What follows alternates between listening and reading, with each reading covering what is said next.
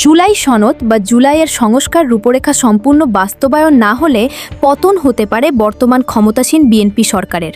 আর রাজনৈতিক এই চরম অস্থিরতার সুযোগে দেশে আবারও ১/১১ বা 1/11-এর মতো কোনো অনাকাঙ্ক্ষিত পরিস্থিতি তৈরি হতে পারে বলে গভীর সতর্কতা উচ্চারণ করছেন রাজনৈতিক বিশ্লেষকরা। সম্প্রতি রাজনৈতিক অঙ্গনে এই বিষয়টি নিয়ে তীব্র আলোচনা চলছে। বিশেষ করে বিশ্লেষক নাসিরউদ্দিন পাটোয়ারির একটি বক্তব্য দেশের রাজনীতিতে নতুন করে ভাবনার উদ্রেক করেছে।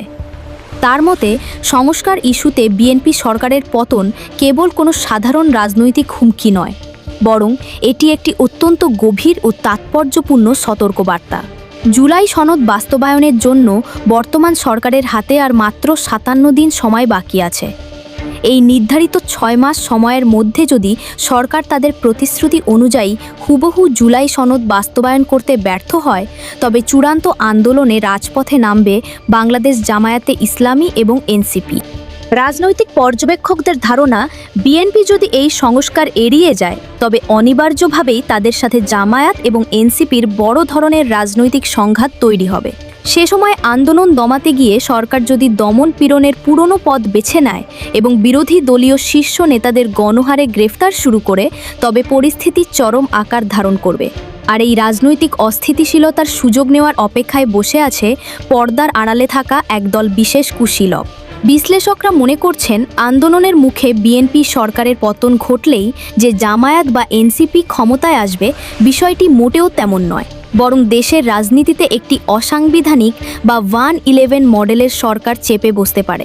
এর পেছনে দেশি বিদেশি নানা ভূ রাজনৈতিক স্বার্থ জড়িত থাকতে পারে বলে প্রবল আশঙ্কা করা হচ্ছে।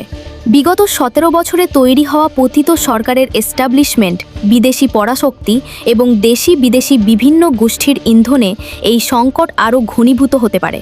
এমনকি আন্তর্জাতিক ব্যক্তিত্বদের ঘিরেও নতুন রাজনৈতিক মেরুকরণের গুঞ্জন রয়েছে রাজনৈতিক মহলে। এই জটিল সমীকরণে দেশে যদি সত্যিই নতুন কোনো 1/11 ফিরে আসে, তবে তা বিএনপি, জামায়াত বা দেশের গণতন্ত্র কারো জন্যই কোনো সুফল বয়ে আনবে না, বরং দেশের রাজনীতির দীর্ঘমেয়াদী অস্থিতিশীলতার অন্ধকারে তলিয়ে যাবে। ইতিমধ্যেই ১১ দলীয় জোট দেশের 10টি বড় জায়গায় সমাবেশ করে তাদের বিশাল জনসমর্থনের প্রমাণ দিয়েছে। তারা স্পষ্ট বার্তা দিয়েছে যে গণ অভ্যুত্থানের রায় এবং জুলাই সনদের সাথে কোনো ধরনের প্রতারণা এদেশের ছাত্র জনতা মেনে নেবে না। বিশ্লেষকদের মতে, এই ভয়াবহ রাজনৈতিক বিপর্যয় এবং দেশি বিদেশি ষড়যন্ত্র থেকে বাঁচার একটিমাত্র পথই খোলা রয়েছে বর্তমান সরকারের সামনে, আর তা হলো দীর্ঘমেয়াদে ক্ষমতায় থাকার রাজনৈতিক খায়েশ বাদ দিয়ে অবিলম্বে জুলাই সনদের পূর্ণাঙ্গ বাস্তবায়ন করা। সরকার কি পারবে এই সংকট উত্তরণ করে একটি স্থিতিশীল রাজনৈতিক পরিবেশ বজায় রাখতে, নাকি আবারও কোনো অনাকাঙ্ক্ষিত ভবিষ্যতের দিকে এগোচ্ছে বাংলাদেশ?